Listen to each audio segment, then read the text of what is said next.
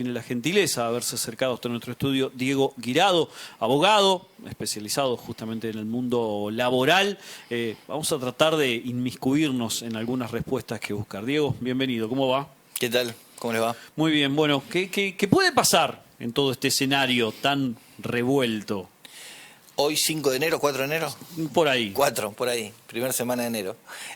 Los efectos del DNU en materia laboral, el título 4, están suspendidos. Está suspendido el efecto, o sea que tuvo vigencia este DNU en materia laboral desde el 29-30 de enero hasta ayer que salió la primera medida cautelar que Si lo tengo la suspende. suerte de conseguir un trabajo, me rige la ley de contrato de trabajo, en primera instancia. O sea, si iniciaste la relación el 30, el sábado 30, con alguna, y el empleador pretendió hacer algunas modificaciones o quiso aplicar alguna de las prerrogativas que le daba este DNU, No son válidas.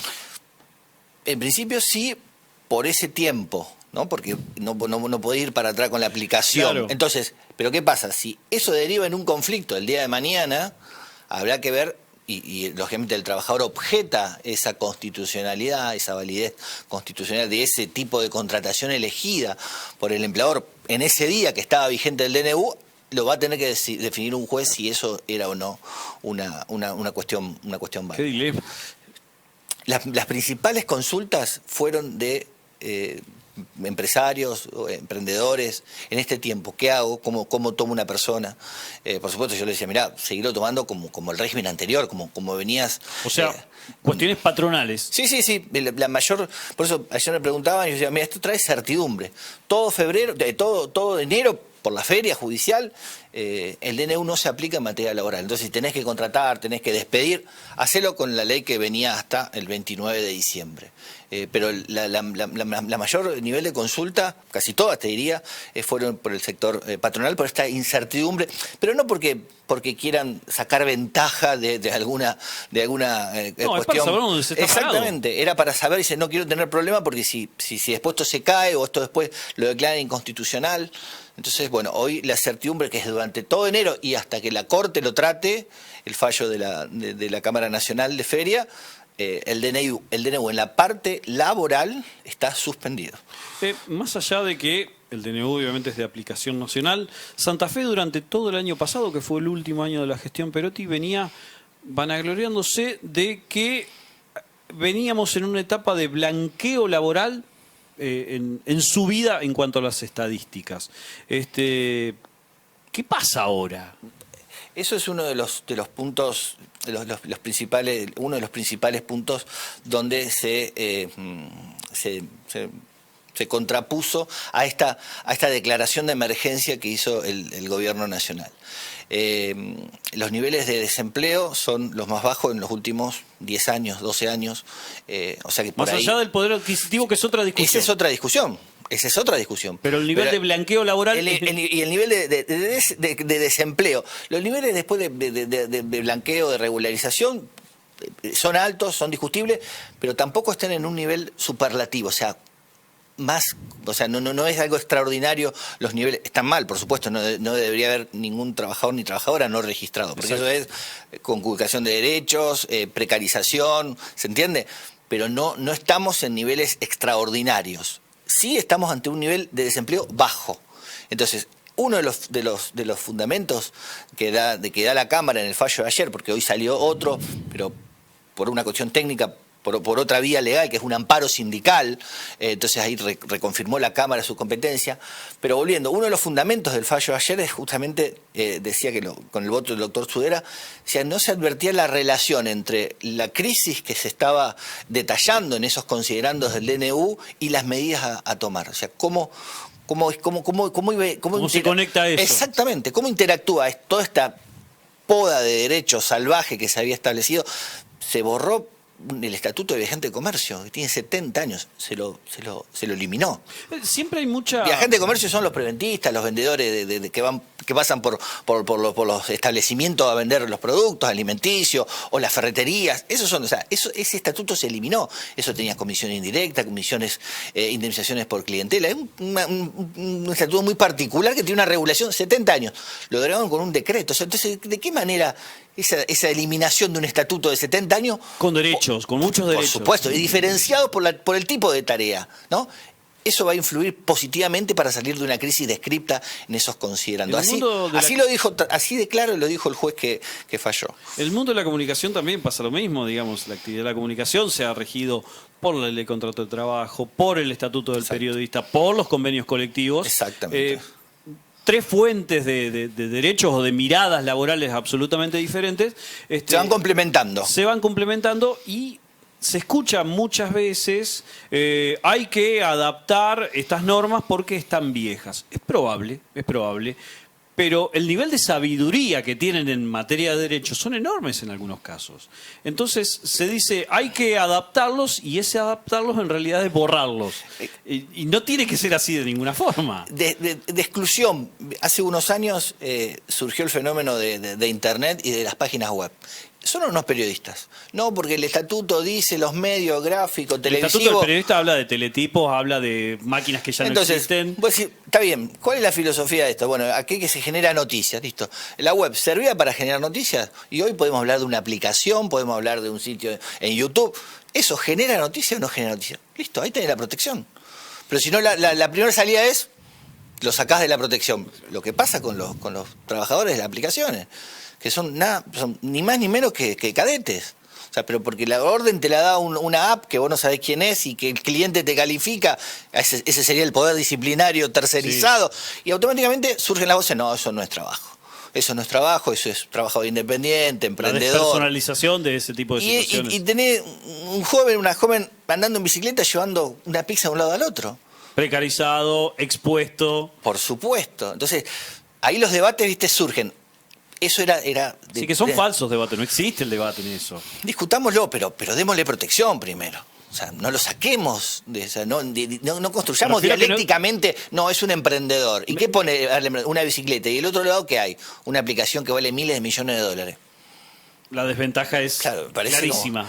¿Se entiende? O sea, debatamos, y siempre en las entrevistas dice, bueno... Pero a eso me refiero con que no hay un debate. No existe un debate ahí, digamos, está clarísima la cosa. Lo que pasa es que el debate empieza muy abajo. O sea, es nada y lo que tenemos. No, vamos a igualar. Claro, la base de discusión, dice, mirá, vamos a darle derechos. ¿Qué derechos vamos a darle? A ver, flexibilidad horaria, flexibilidad de registración. Ropa de trabajo. Bueno, sí, ropa de trabajo, seguro. Entonces... No empecemos tan abajo, no empecemos excluyéndolo, porque toda la primera fuerza va a ser para atraer a ese trabajador o esa trabajadora adentro de la protección. No, arranquemos de una protección mínima y después vemos cómo flexibilizamos y sobre todo qué función va a cumplir el Estado, que es el que tiene las mayores herramientas. ¿Para qué? Para favorecer la contratación, para apuntar al emprendedor que se quiere animar a dar trabajo, bueno, darle asistencia, darle financiación. ¿Se entiende? Pero no eliminando derechos, excluyendo trabajadores y trabajadoras de la protección legal. Yo esto he dicho como trabajador de la comunicación, como periodista, no me imagino un país sin la aplicación del derecho laboral como lo venimos sosteniendo hasta ahora. Hay gente que sí se lo imagina. Sí, claramente. Y lo escribe. Sí, lo escribe y lo fundamenta. Hay gente que sí se lo imagina. Pero me refiero a la práctica. Y se frota las manos. Se frota las manos. Lo de esta ley es, como hablábamos antes de que empiecen a grabar, llama la atención. O sea, y se quiere decir, bueno, algo positivo, entre comillas, es, bueno, mostrar las cartas. Así que si al gran empresariado, no estamos hablando de la pyme, de la micropyme, de las parejas, ¿se entiende? No, estamos hablando de grandes empresas con grandes estudios jurídicos y dice, bueno, si ustedes nos dejan, este es nuestro proyecto. Exclusión de todos los profesionales oficios de la aplicación de la ley de contrato de trabajo. Médicos, arquitectos, periodistas. Emitimos una factura que hasta fuera de la aplicación de la ley de contrato de trabajo. Al margen de eliminar todas las normas sancionatorias respecto del trabajo no registrado.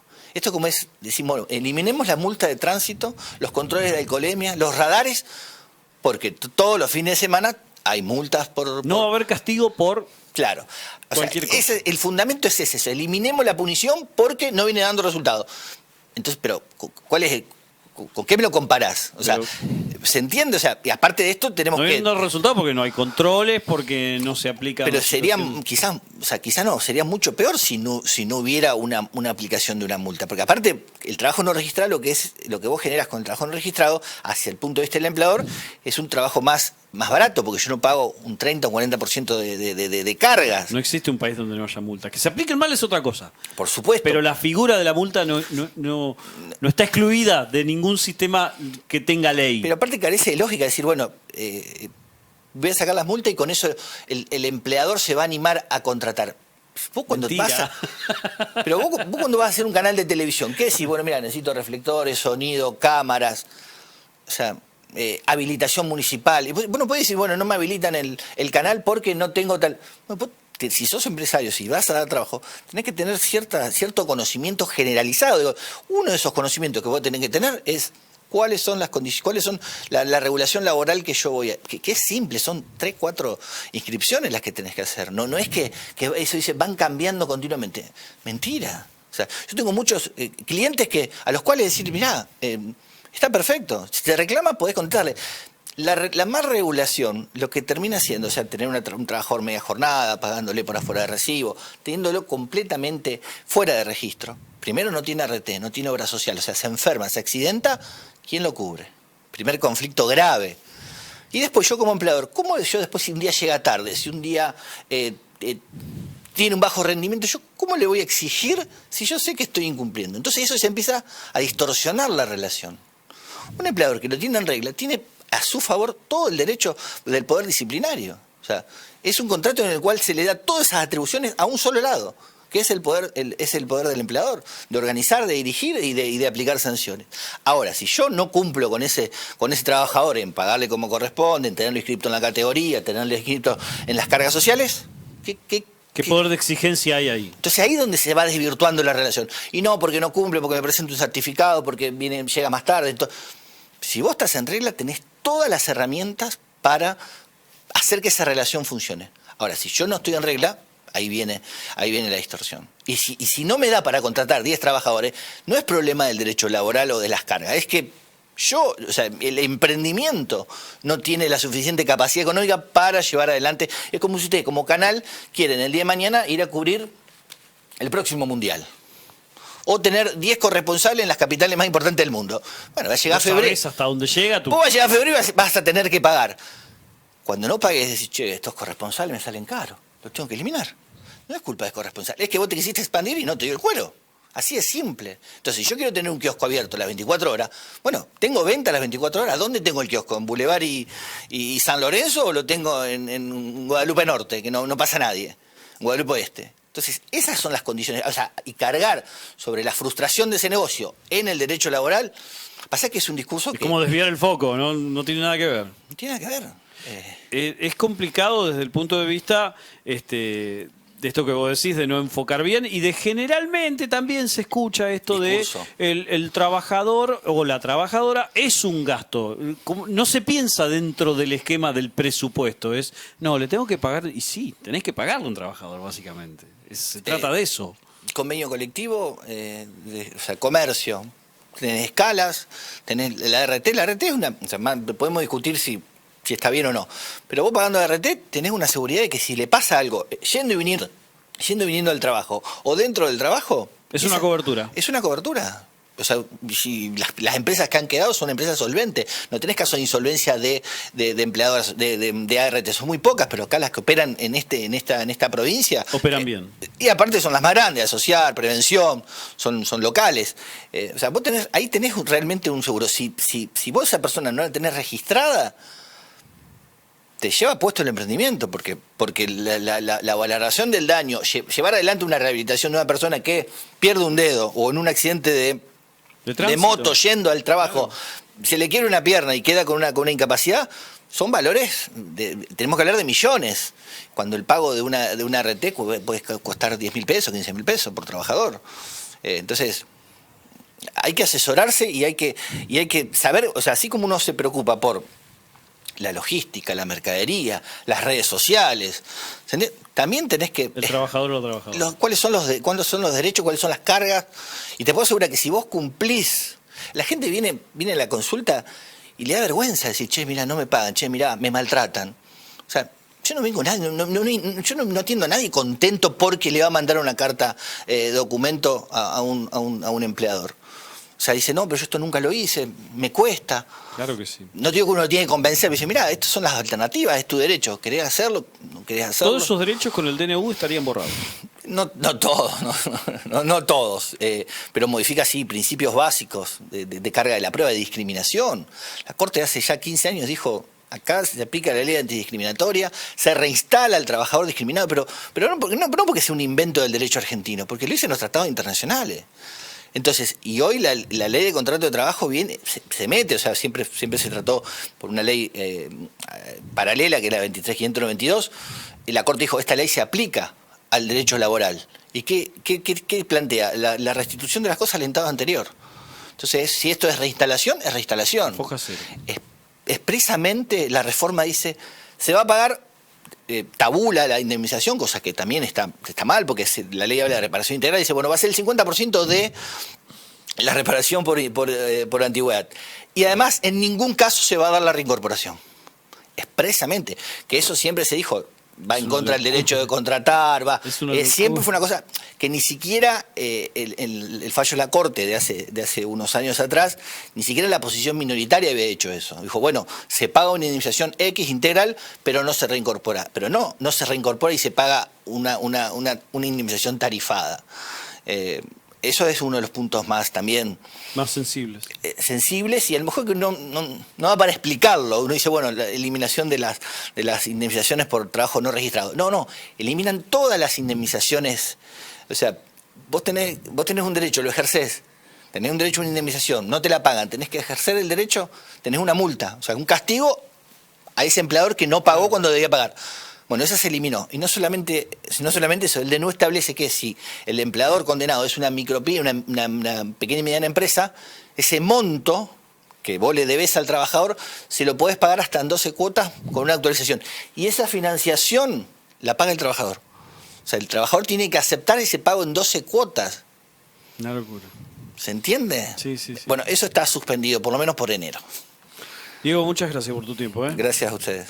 Diego Guirado con nosotros, abogado laboralista, dándonos su visión y obviamente ayudándonos a entender un poco de lo que tiene este DNU, que tiene un montón de temas que todavía no terminan de ser abordados de forma completa, y que cada vez que vamos abordándolos descubrimos un campo nuevo. En este caso hicimos hincapié en el campo laboral, teniendo en cuenta la decisión de la justicia en este marco.